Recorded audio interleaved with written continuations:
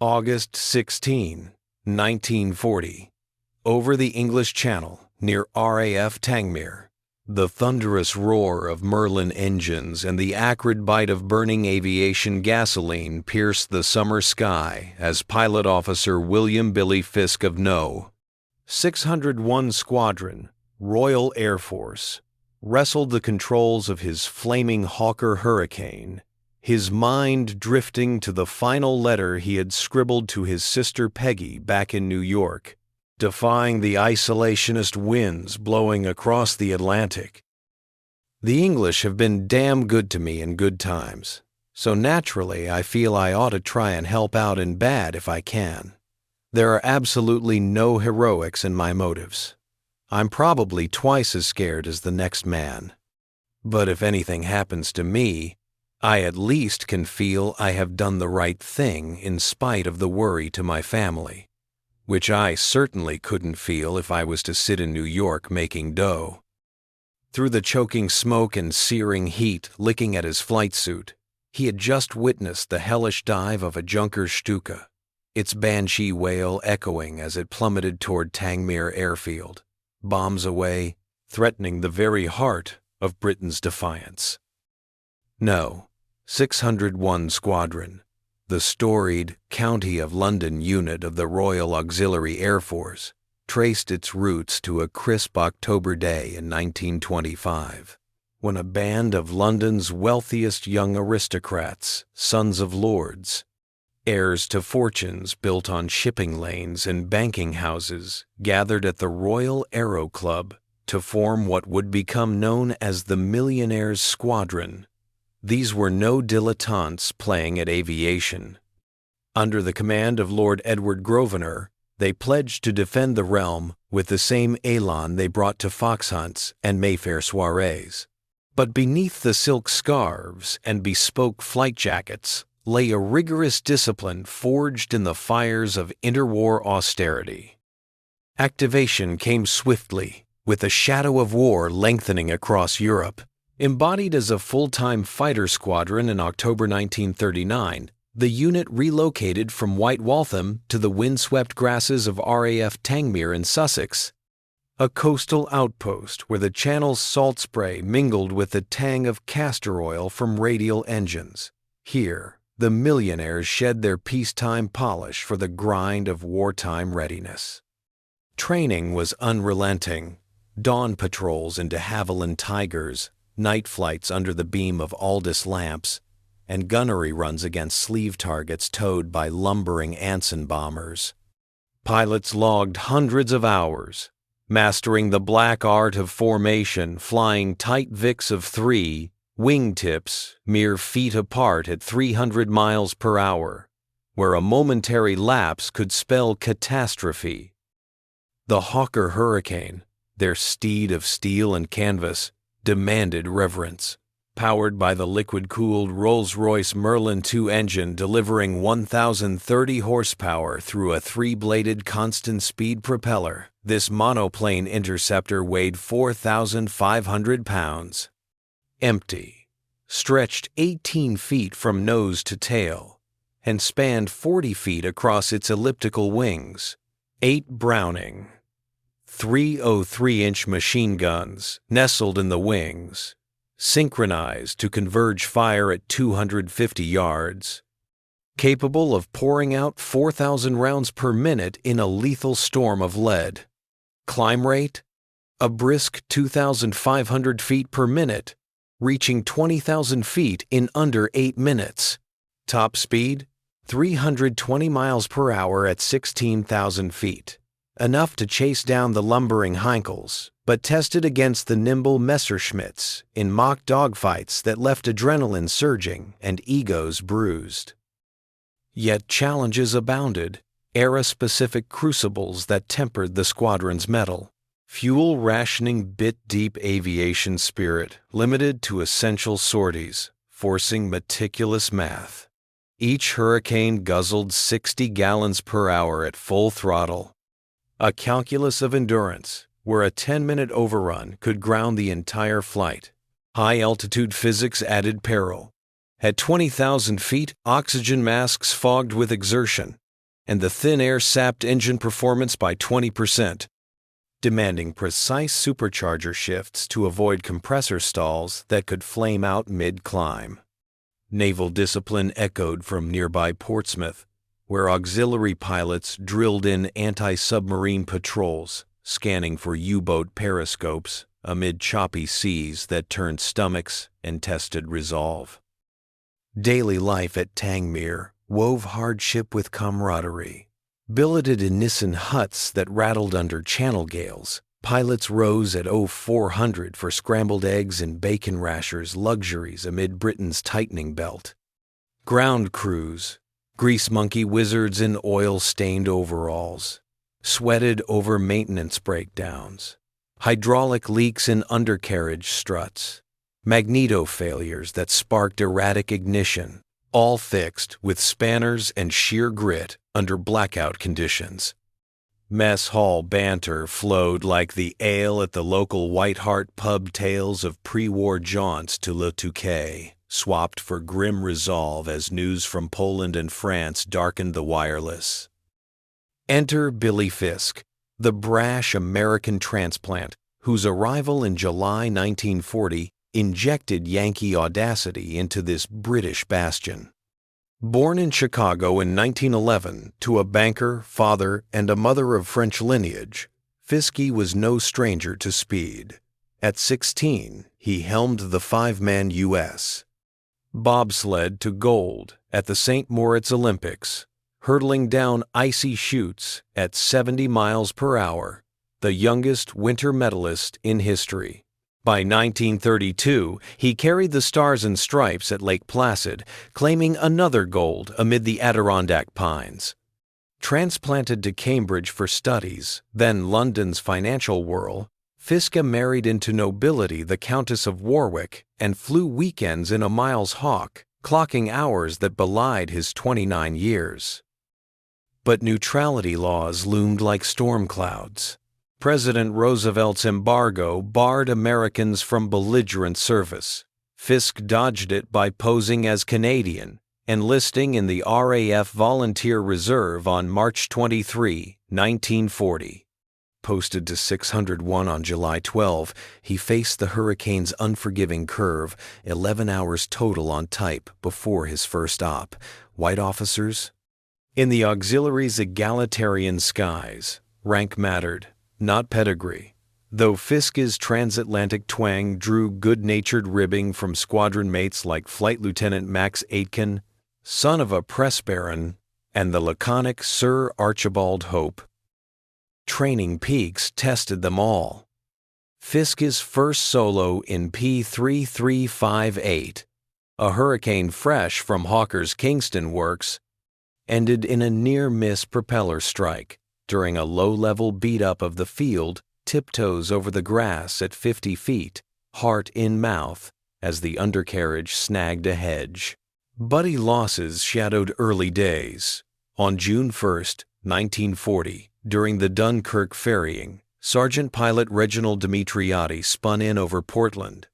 His Hurricane R4092 claiming a Me-109 before plunging into the sea, a stark reminder that amateurs need not apply. Small hopes flickered amid the rigger airmen's dances at the Tangmere officers' mess, where gramophones spun, Glenn Miller tunes borrowed from American Wireless, or the rare parcel from home, Hershey bars melting in the July heat, evoking ballparks and boardwalks far across the foam. Yet doubters whispered, could these weekend warriors, with their silk ties and silver spoons, hold the line against Göring's Eagles? The squadron's math spoke otherwise. 200 sorties logged by July, gunnery scores, averaging 80% hits on drogues, a testament to grit over gold. As France fell in flames, 601 patrolled the straits, escorting Blenheims on hit-and-run raids, their hurricanes weaving protective screens at 5,000 feet. Monsoon-like squalls off Dover-drenched cockpits, turning canopies to waterfalls, while factory quotas strained supply. Hawker's Weybridge plant, churning out one hurricane every 4 hours. But spares lagged, forcing cannibalization from wrecks. Code reliability issues plagued radios, TR-9 sets crackling with static, vectoring errors that sent flights astray over the Scillies. Through it all, Fiske thrived, his natural talent shining in mock combats where he outturned seasoned hands, looping tight at 2 Gs, blood draining from cheeks in quiet awe of the machine's poetry. By mid-July, the squadron embodied the greatest generation's precursor, ordinary men, extraordinary duty, bound by a nation's peril. Their story, drawn from declassified RAF logs and veteran recollections archived at the National WWII Museum, whispers of unity forged in cockpits, valor unbidden, for a world worth saving. The path to glory for number 601 began not in the sunlit skies of summer 40, but in the blood-soaked evacuations of late May, when Hitler's panzers clawed at Dunkirk's beaches. Detached to France in April, the squadron operated from forward strips like Merville and Saint-Omer, their Hurricanes a thin blue line against the Luftwaffe's swarm. On May 27th, as Operation Dynamo churned the channel to froth with rescue boats, Flight Lieutenant Max Aitken led a dawn sweep, tangling with Bf-109s over the mole.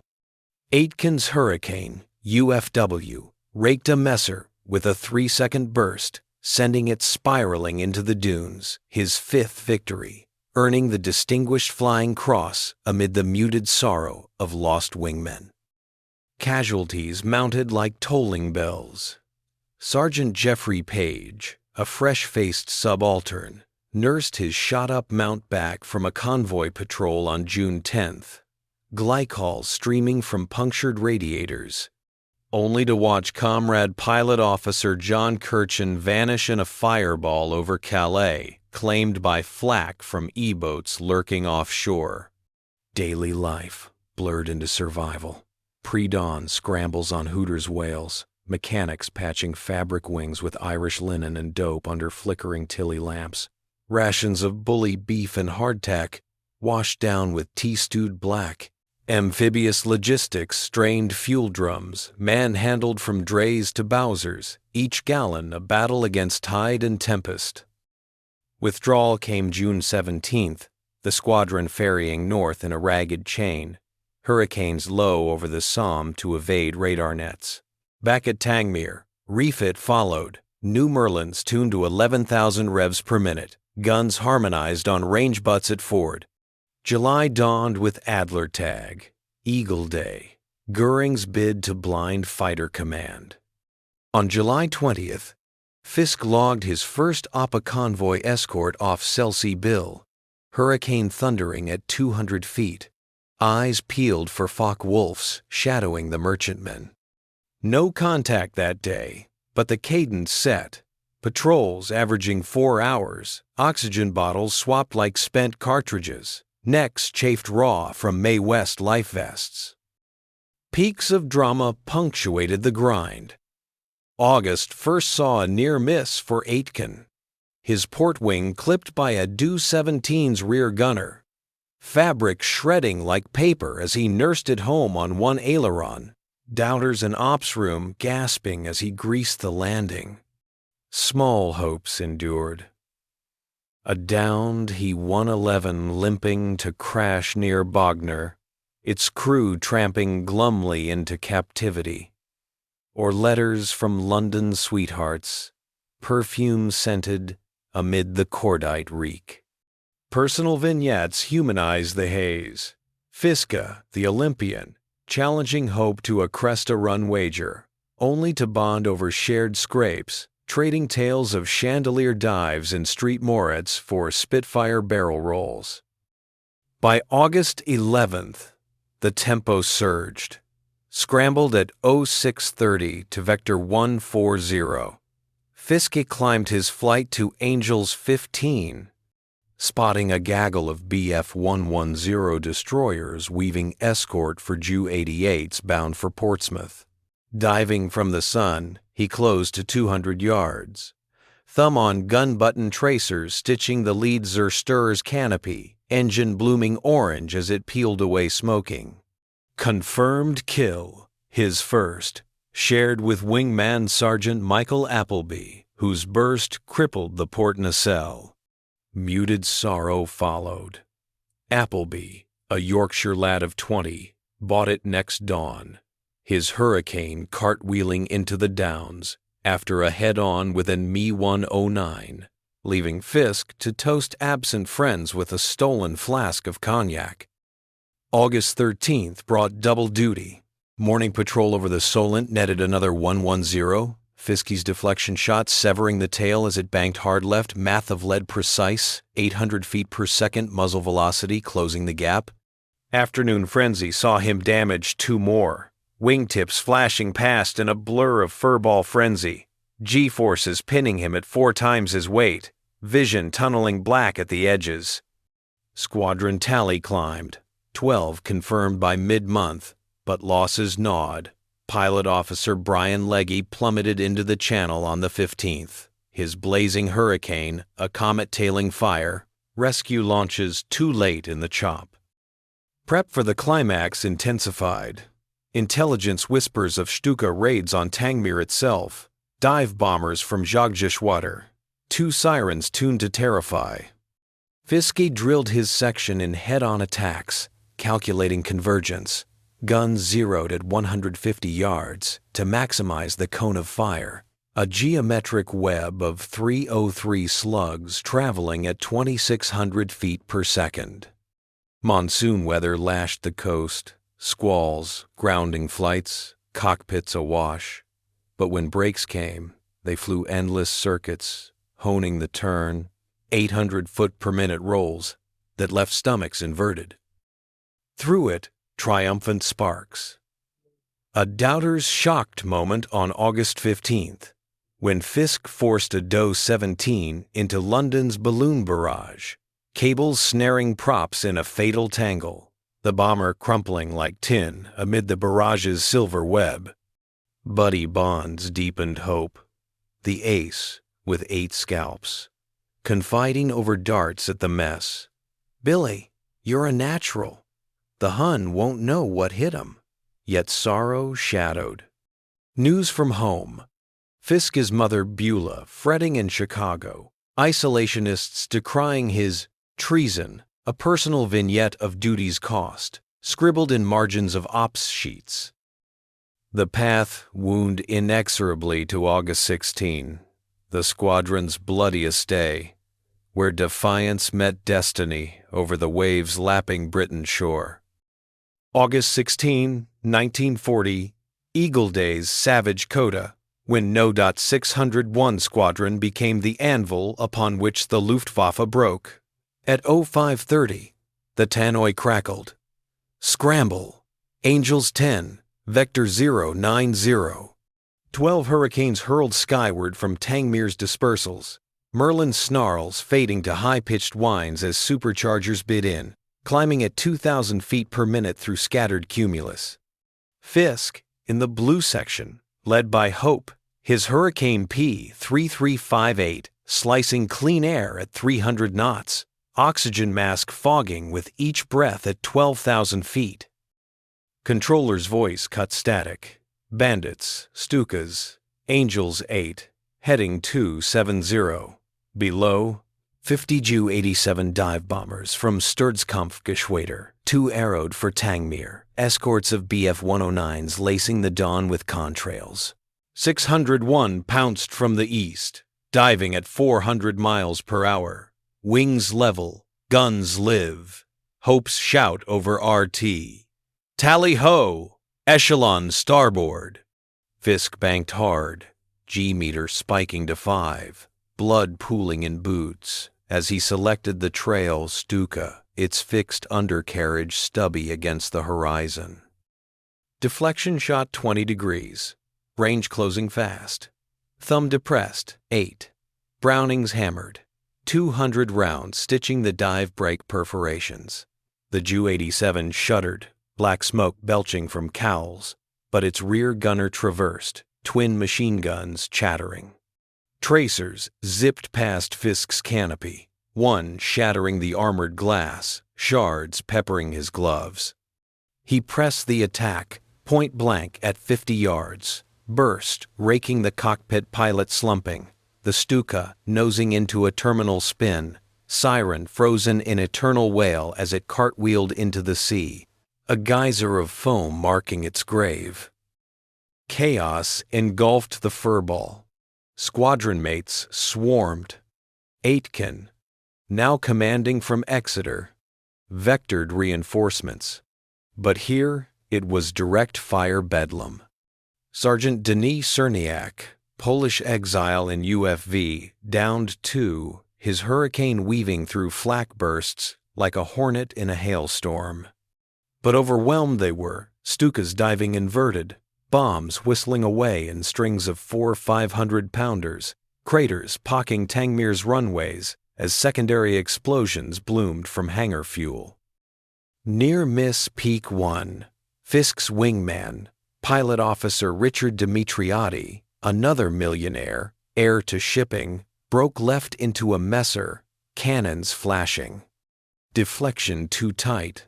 Shells holed his tailplane, fabric fluttering like flags of surrender. Dimitriati hauled around, last-ditch turn at 6 Gs, vision graying, but the 109 bored in, 20mm shells, gutting the engine. Mayday, braking. His RT screamed, hurricane erupting in orange as he bailed out, chute blooming white against the pyre, splashing into the channel where ASR launches raced.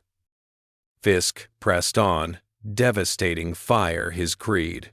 Spotting a Stuka reforming for another pass, he throttled back, stall Warner keening, then hammered forward, closing to 100 yards. Burst, converging on the gull wing silhouette. Math of momentum. Relative speed 600 feet per second, lead 5 lengths. Guns chattered, cockpit canopy disintegrating, the bomber lurching sideways into the drink, crew bailing amid the froth. Squadron tally, 8 destroyed. But cost exacted 2 hurricanes down, pilots adrift in rafts, Me-109s circling like sharks. Atrocity whispered in the melee. A downed Stuka gunner, afloat and waving. Machine-gunned by a vengeful escort. Body jerking in the waves, a war crime's grim footnote. Documented in squadron diarists' hushed entries. Survivors held, echelon reforming at 5,000 feet. Hope's voice steady. Form on me, chaps. We've bloodied 'em. Fiske. Low on ammo, 200 rounds left. Scanned for stragglers. His hurricane shuddering from earlier hits. Coolant temp creeping red. Peak 2, buddy loss, raw. Czerniak, the Pole with 6 kills to his credit, tangled low with a 109. Scissors turn at treetop height over Celsi Bill. Opponent's burst holed his oil tank. Black smoke trailed like a banner. I'm hit bad, RTB, he keyed. But the messer followed, cannon fire raking the fuselage. Czerniak rolled inverted, bailing into the surf. Helmet lost. Dark hair matted as he swam for the shingle rescued, but scarred, a vignette of valor's toll. Fiske's turn came at 06:45. Lining up a straggling Stuka limping east, he dove from 2,000 feet, throttle firewalled, propeller beta pitch for max speed. Range 400 yards burst away, tracers arcing long. The gunner swung, MG-15 firing in defiance, rounds slamming home. Cockpit frame buckled, fuel line severed, avgas spraying back in a mist that ignited on the hot exhaust stacks. Flames whooshed forward, cockpit filling with heat, gloves charring. Last shell expended, Fiske's guns clicked empty, the Stuka fleeing unscathed. Engine coughed, Merlin starved of fuel, prop windmilling, lazy. Bail out, shoot harness, fouled by spent casings. No choice. Glide back, 20 miles to Tangmere. Airspeed bleeding to 90 knots. Stall imminent. Peak 3. Point-blank tanks unseen below. But over the field, he spotted me 109 strafing hangars, cannon stitching the earth. A doubter's shocked feint he jinked low, drawing fire, buying seconds for ground crews to scatter. Wheels up belly landing. Flaps full. Stick back. Hurricane skimming dunes at 50 feet. Undercarriage shearing on the threshold. Prop chewed gravel, belly scraping sparks. A 500-yard skid halting amid furrows. Flames raged, but Fiske clambered free. Flight suit ablaze, rolling in the grass as Erks doused him with extinguishers. Cheers faded to horror, third-degree burns, sheeting his legs, hands raw meat, stretcher to ambulance, Tangmere's medics whispering prayers as he faded, the climax's triumphant pyre dimming to sorrow's hush. H. Stukas down, squadron intact but bloodied, their fire had blunted the raid, runways cratered but operational, a stand that echoed Churchill's few. The aftermath unfolded in quiet agony. Rushed to St. Richard's Hospital in Chichester, Fiske lingered through August 17th, morphine dulling the pain as infection raged. At 29, the Golden Boy slipped away at dawn, first American to fall in Britain's aerial crusade. No. 601 mourned in Tangmere's chapel, Union Jacks, at half-mast, squadron mates like hope, penning letters of quiet awe. Unquestionably, Billy Fiske was the best pilot I've ever known, a natural as a fighter pilot. Casualties for the day: 2 pilots wounded, 3 aircraft write-offs. But victories tallied 13 confirmed. Per RAF records, Stukas silenced. Tangmere spared total ruin.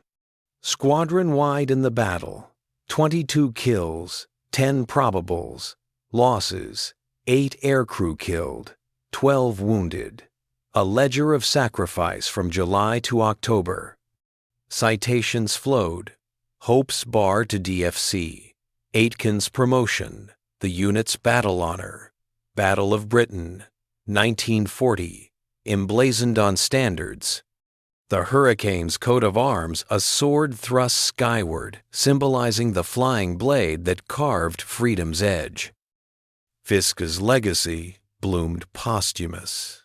Buried August 20 at Boxgrove Priory, his grave, a simple cross amid Sussex Downs, inscribed with Sinclair's words. An American citizen who died that England might live. St. Paul's Cathedral unveiled a plaque, July 4, 1941, crowds thronging under Wren's dome, the plaque's marble veined like resolve. Late recognition came with the Billy Fiske Memorial Trophy, awarded yearly by U.S. Bobsled since 1942, honoring speed spirit from Olympics to ops. Post-war return stirred nostalgia. Survivors like Page, scarred but soaring, penned memoirs, Tale of a Guinea Pig, detailing Burns' brotherhood, founding clinics for airmen maimed. Memorials multiplied. Stained glass at Boxgrove, evoking hurricanes in azure. A foundation pushing for statues. One unveiled June 4, 2024 at London's U.S. Embassy, bronze Fiske forever scrambling. Lineage endures 600, one disbanded 1957. But its ethos fuels modern auxiliaries, training cadets in Tucanos, echoing Merlin's song. For America, Fiske ignited the spark. His defiance inspired the Eagle Squadron's 77 Yanks in RAF colors by 1941, precursors to the 8th Air Force's Thunder. From declassified NARA files at the National WWII Museum, veteran interviews whisper of his pull. Billy showed us the way. Duty knows no ocean. 60-plus years on. Families gather at air shows, P-45s roaring overhead, pride swelling for the greatest generation's dawn, unity in cockpits, valor across divides, a legacy of skies reclaimed. Their post-war lives wove into the fabric. Hope knighted, farming in Scotland. Aitken entering politics, championing alliances. Memorials dot the landscape, Tangmere's museum. Hurricanes restored, cockpits where ghosts grip sticks. The squadron's symbolism? The flying sword, etched in silver, a reminder. From millionaire playboys to mortal guardians, they fought for a nation that promised more, delivering on peril's edge. The doubters, both in Berlin's war rooms and Washington's halls of hesitation, learned the truth that sweltering August, one man's defiance, amplified by squadron steel, could turn the Luftwaffe's tide, shielding London from the Blitz's full fury. As Winston Churchill thundered, never in the field of human conflict was so much owed by so many to so few. Their story must be remembered, lest freedom's fragile wing be clipped anew.